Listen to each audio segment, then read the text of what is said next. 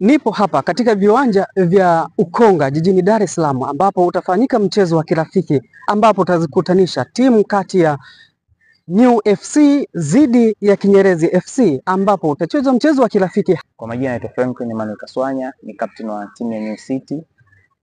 Hapa tupo katika uwanja wetu wa mazoezi, tunautumia kufanya mazoezi asubuhi na jioni, na endapo kuna program maalum pia tunautumia kwa ajili ya mazoezi.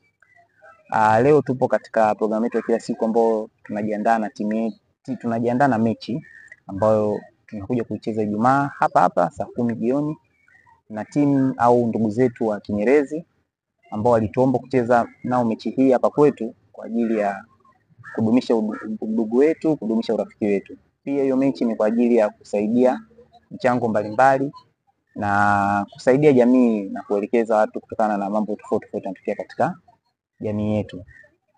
Sisi timu yetu na madhumuni ya mechi na sisi kucheza mechi hiyo kama nilivyosema ni kudumisha urafiki na udugu, na pia sisi kama sisi dhumuni letu ni kuonesha jamii kwamba vijana tupo katika mazoezi na pia tunachangamkia fursa ambazo zitatokea katika michezo. Tunapenda kuwakaribisha watu wote ambao wanapenda kufanya mazoezi, na pia tunawashukuru wale wadhamini wetu wote, hasa wazee wetu na wakubwa wetu wanaotusaidia katika vifaa tofauti na katika kila jambo ambalo inahusu michezo na linahusu kutengeneza na kudumisha uwanja huu.